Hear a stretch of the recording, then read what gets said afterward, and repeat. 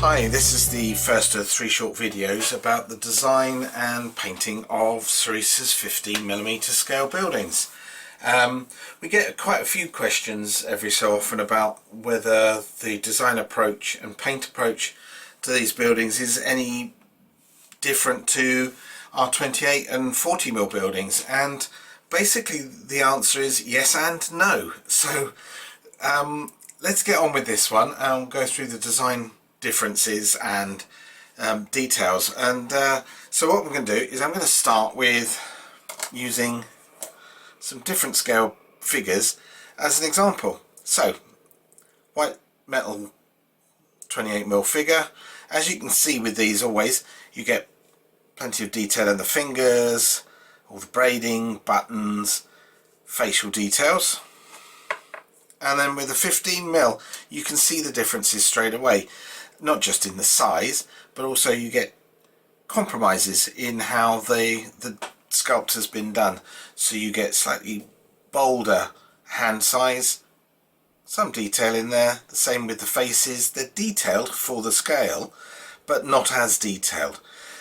And then you have the compromise where the rifles, guns in this case, are chunkier, but they're within scale, you could say, because they conform to what it looks like. So it's not much different with our laser cut buildings. So here we have a 28mm building and a 15mm building, and straight away you can see that they're made of the same material.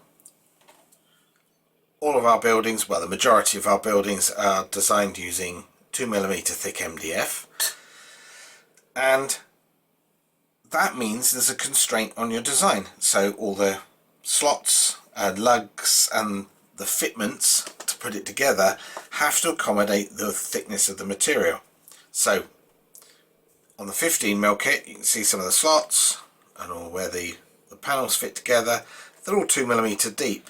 So the difference is when you're scaling down from 28mm to 15 or 20mm, or scaling up, part of the process is you have to start changing all of these joints. Quite often you end up rebuilding the model in 3 dimensions so that you can make sure that these are all correct and all the right thickness, width, length, whatever you want to call it.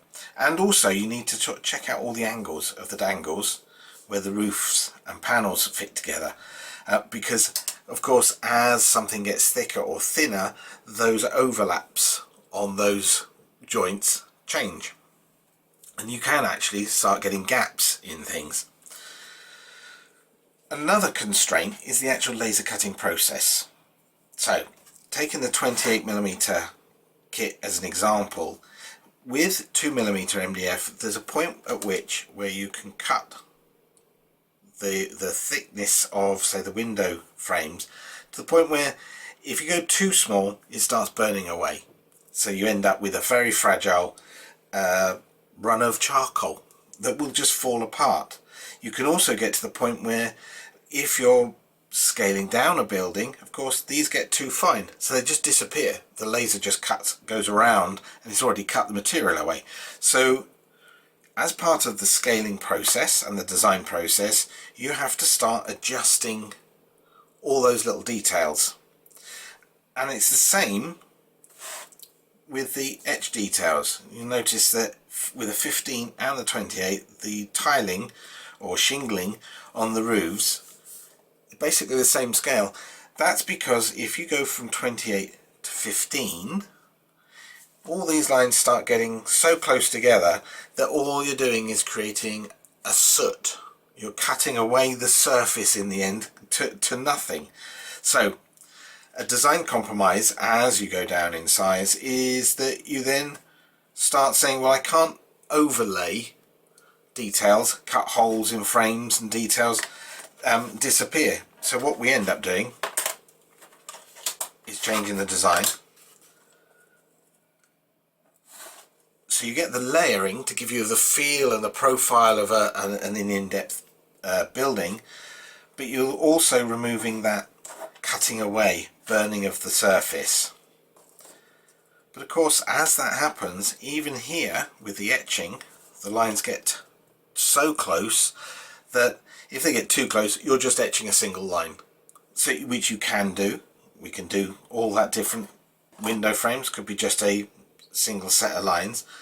But as you'll see when we come on to do the paintwork in the next video, we do it as close as possible. That's 1/2 millimeter apart, those two lines. And when you consider that the laser will cut a line that's 0.1, so the result of that is they're 0.4 of a millimeter apart. So you can see as you go scaling down how things can quickly end up as a charcoal mess. So that, I hope, explains some of the detailing in there. But what about the fragilities? So you can see here, we can go down to a millimeter, it's quite strong. Any thinner than that, it starts to fall apart. And that's then when you start having to rescale the kit. So if I scaled this kit up, it may be slightly bigger or slightly smaller if I go up into the 28mm scale. So you have to start adjusting all those little bits and pieces as you go. So let's just move those figures to one side. What you also see, as I pop a few bits and pieces out, that scale is not just about refinement of the detailing, it's also about making it look right with the figures. So bring the figures back. So when you see that there with the 15mm figures and the door, the door looks the right height. Now we always consider the height including a base, so sometimes our doors, if you just use the figures, look a bit tall or a little bit wide. But of course, once you start putting round bases on, say 28mm figures, or thick bases of 2mm thick or even 1mm thick MDF and card, you have to accommodate that door change. Otherwise the buildings start looking small, a little bit odd, a little bit out of scale for things. Just as an illustration of the 2mm so thing, it all slots together. But of course, another adjustment, and I'm putting this on the outside deliberately, is you can see the massive space there with the window frames. But when you actually take the design,